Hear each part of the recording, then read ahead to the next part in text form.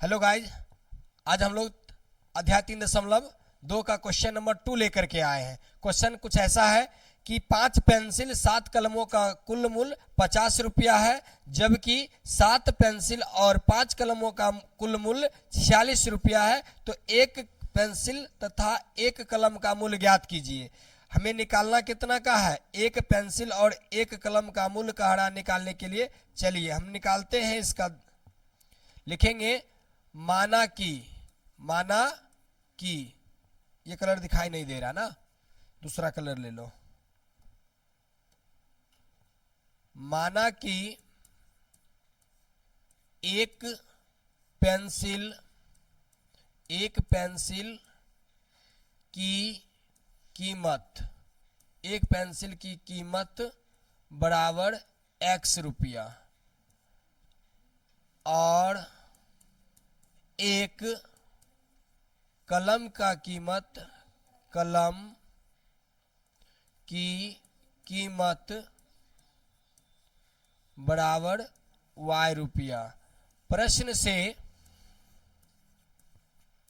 प्रश्न में करा था 5 पेंसिल 7 कलम, तो यानी कि 5x प्लस 7y बराबर क्या रुपया लगा?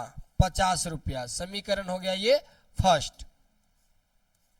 दूसरा है 7 पेंसिल 7x प्लस 5 कलम 5y बराबर कितना? 46। ये हो गया इक्वेशन सेकेंड। ये आपका बीजगणितीय रूप में प्राप्त हो गया। अब इसको कह रहा कि ग्राफिया विधि से हल करके दिखाने के लिए, तो हम फिर से अभी क्या करेंगे? ग्राफिया विधि में हल करेंगे इसको।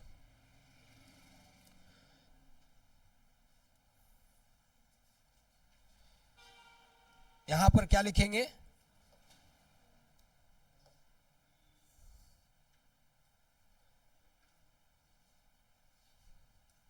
ये हो जाएगा आपका x, ये हो गया आपका y। समीकरण फर्स्ट कहां चलेंगे? ये समीकरण फर्स्ट से देखिए, यदि हम फर्स्ट में x बराबर डायरेक्ट लिखना हो तो क्या लिखेंगे? x इक्वल टू लिखेंगे 7 इस पार जोड़ में उस पार जाएगा तो क्या होगा? घटाव में, तो 50 माइनस 7y। और नीचे देखिए 5x के साथ गुना में है तो ये क्या आ जाएगा? भाग में 5। अब आपको क्या करना है कि y में मान इनपुट करना अपना मन से, x का मान यहाँ निकल जाएगा। तो यहाँ रख दीजिए आप कितना? y में 0 क्या ले लेते हैं? 0 ले लेते हैं, तो 7 गुने 0 बराबर 0 हो जाएगा। तो बचेगा यहाँ कितना? 50। 50 में 5 से भाग दीजिएगा तो कितना होगा? 10 पचे 50, अर्थात कितना आ गया? 10। x का वैल्यू कितना आया? 10। दूसरा यहाँ रख लीजिए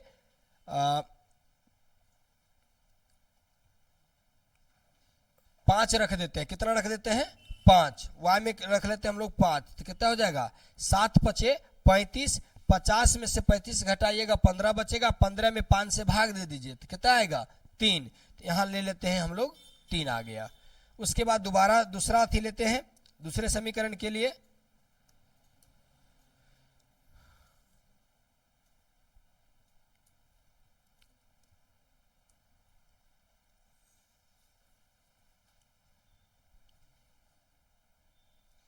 ये हो गया आपका x, ये हो जाएगा y। यहां लेते हैं समीकरण सेकेंड। क्या ले लिए? समीकरण सेकेंड। समीकरण सेकेंड का वैल्यू देखिए यहां पर से निकालिए, तो लिखा हुआ है x बराबर करेंगे तो 46 माइनस 5y बटे में कितना आ जाएगा? 7। कितना आ जाएगा? 7 आ जाएगा। अब यहां पर कितना रखें हम? 7x प्लस 5y बराबर 46 है। अब देखिए y के वैल्यू में 0 1 2 कुछ भी रखिए, तो आप उससे क्या करिएगा? मान घटा करके निकालिएगा। यदि हम मान लीजिए 2 लेते हैं तो 36 आएगा, 7 से भाग देंगे नहीं कटेगा। 3 रखते हैं तो 3 रखेंगे तो 31 आ जाएगा। 31 में 7 से भाग देंगे, ये भी नहीं कटेगा। 4 रखिए 26, 4 पचे 20 तो बचेगा 26, 7 से नहीं कटेगा। 5 रखिएगा तो 25, 46 में 25, हाँ 5 रखने से आ जाएगा। देखो y में रख लेते हैं कितना? 5, तो 25 हो जाएगा। 46 में से 25 घटाइए 21 बचा। 21 में 7 से भाग देंगे तो कितना आ जाएगा?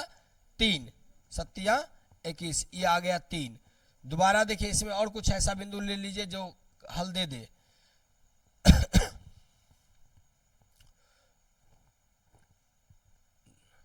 यदि हम यहाँ लेते हैं 12, तो 12 पचे 60, तो 46 में से 60 घटेगा तो कितना बचेगा 14, कितना बचेगा 14।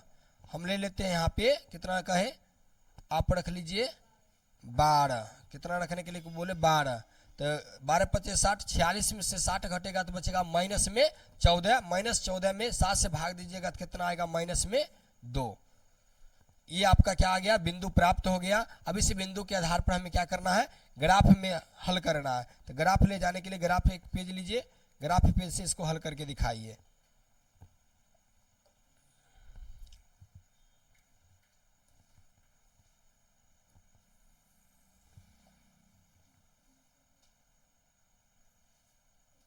ये पतला थोड़ा हो जा रहा है ना, इसको मोटा ले लीजिए।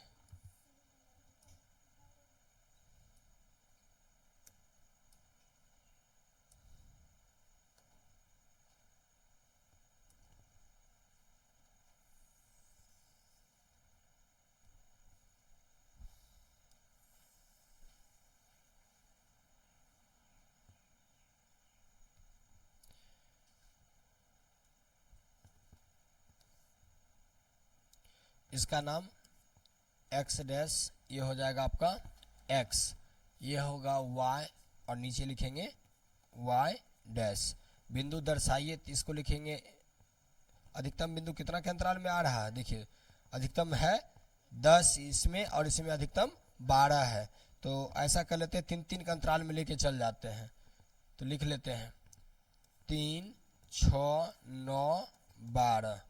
इधर भी लिखेंगे तो 0 हो जाएगा यहाँ पे, माइनस में 3, माइनस में 6, माइनस में 9, माइनस में 12, 3, 6, 9, 12, माइनस में 3, माइनस में 6, माइनस में 9, माइनस में 12।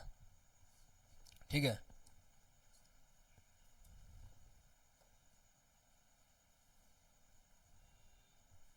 अब दिखाई दे रहा है,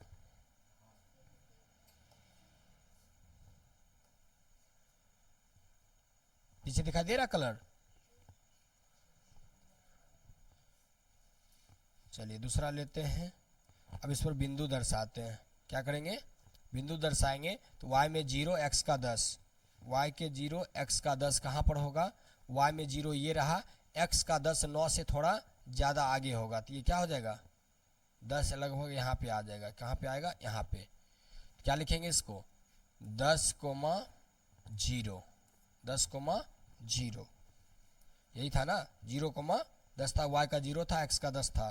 दूसरा है x में 3, y में 5, x में 3, x का 3 ये हुआ, और y का 5 कहाँ होगा, 6 और 3 के बीच में लगभग होगा, यहाँ पे। ये हो जाएगा आपका 3,5। ठीक है, अब इस दोनों को क्या कर दीजिए, मिला दीजिए। मिलाने के लिए एक रेखा ले लीजिए।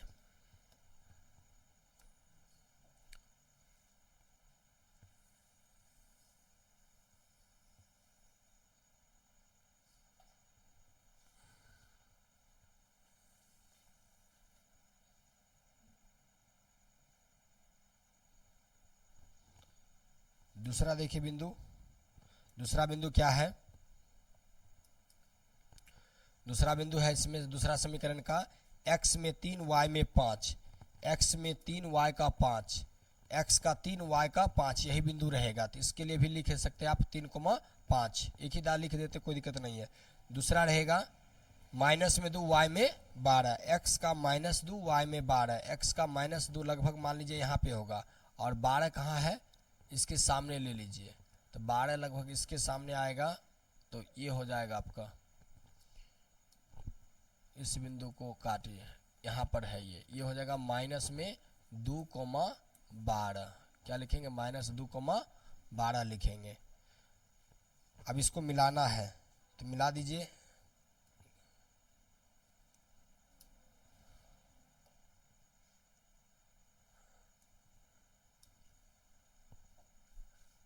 ये बिंदु था, और इस बिंदु को मिलाना हमको इस बिंदु से।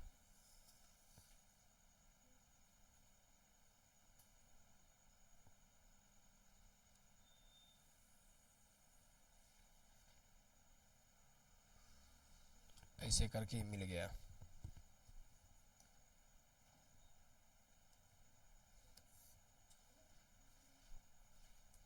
थोड़ा इसको मोटा कर देते, दिखाई कम दे रहा था ना।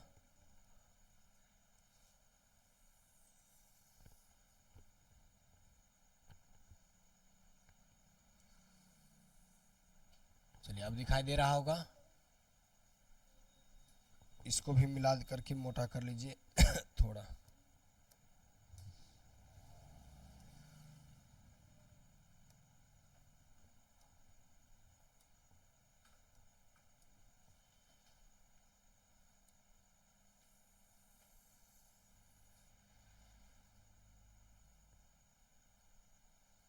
दोनों समीकरण का नाम लिखिए। क्या नाम है?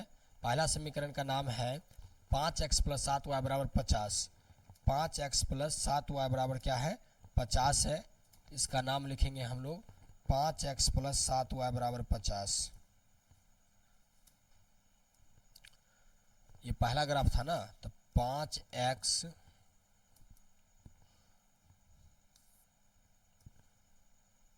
5x प्लस 7y बराबर 50।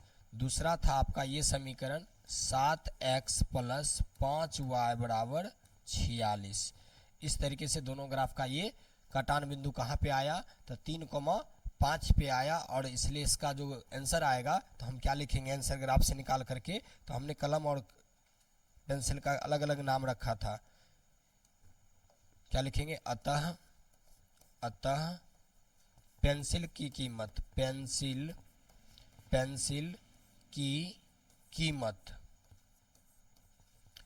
की कीमत बराबर क्या माने थे? पेंसिल की कीमत को हम x माने थे, और x का कटान बिंदु यहाँ क्या होगा? 3 होगा। यहाँ लिख दीजिएगा कितना? 3। फिर लिखिएगा कलम की कीमत